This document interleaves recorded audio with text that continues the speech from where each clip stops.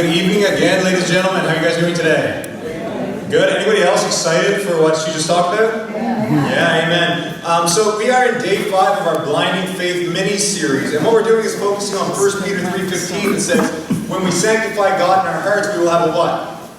For the hope that is in us. Reason for the hope that is in us.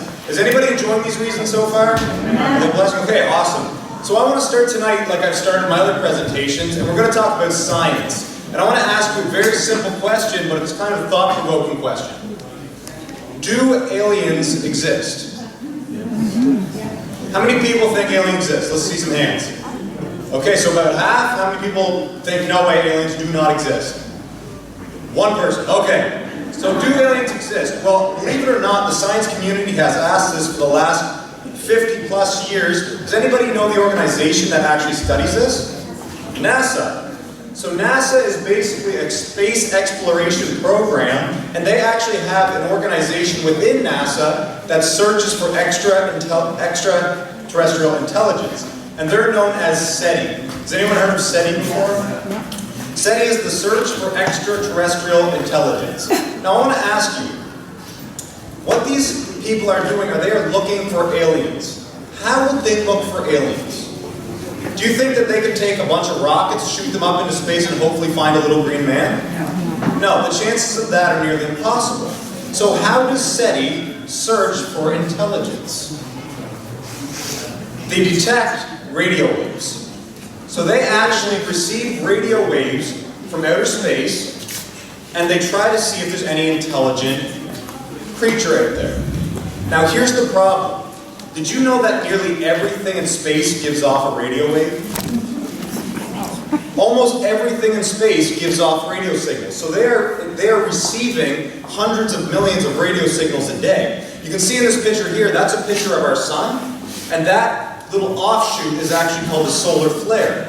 And that contains radio waves. And did you know that if this was to reach Earth, it would actually knock out all of the electricity across the Earth? So I want to ask you, how would you know if the radio waves were coming from aliens? If everything in outer space was giving off a radio wave, how could you be sure that one is coming from an alien? There'd be order.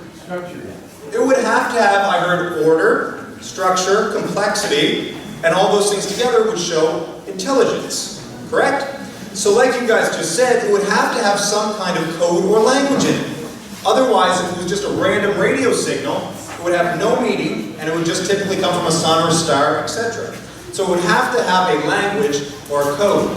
If the radio signal had a language or a code, it would mean that the thing sending it would have to have what? Intelligence, that's right. So if it had a code or a language, it would mean that it would have to come from intelligence. Therefore, they would have found their aliens. So what do you think? Has NASA found intelligence in space? Have you read any papers, any articles, except for those made-up ones that people buy at the grocery store? Have you seen any real articles that they've found intelligence in outer space? No. Unfortunately, NASA has found no evidence whatsoever of aliens in outer space. But here's something interesting. Science has found intelligence in the form of a code somewhere else. Instead of looking at a telescope, instead of looking up, if we just look down into a microscope, we have found intelligence in the exact same form. Inside all of us are what? Remember yesterday? Genes. Genes are inside of these. Do you remember what makes up our tissues and our organs? Close, cells. So we're going to start with cells. So basically cells are in all through us. We have skin cells, blood cells, muscle cells, etc. We are made up of specialized cells. And then inside of cells, like someone said, are what? DNA. Perfect. And do you remember yesterday, inside of DNA there was actually a what? There is actually a language inside our DNA. Francis Collins, the very man who sequenced our DNA, our human genome, do you know what he referred to DNA as? The language of God. Wow. And this was a secular atheist turned Christian. So inside of our DNA is a language, and you can see the picture there on the screen. Inside of a chromosome is a strand of DNA, And you see those little, or letters in there? A, T, C, G, etc.? Those are actually chemical bases that have to be arranged in a certain way, just like words, in order for us to exist. If you arrange letters in a certain way, that's known as a language. That's known as a language. So inside of DNA, there are chemicals that have to be arranged in a certain way. You can see the chemical bases up there to make us what we are. Adenine, guanine, cytosine, thymine. Just like letters have to be arranged in a certain way to make words, these chemical bases have to be arranged in specified complexity in order for us to exist. So that begs the question, well, if radio waves with language in them show signs of intelligence, then if there's a language inside of our DNA, where does this language come from? This would say to us that it's a sign of intelligence. Well, it's interesting. In Genesis 1:1, it says, in the beginning, who created? God created the heavens and the earth. And do you remember how he did this? He spoke. We said this 2 or 3 nights ago. God could have winked. He could have snapped his fingers. He could have thought, and we would have existed. But it says in Genesis, then God said a language, and we existed. God literally spoke us into existence.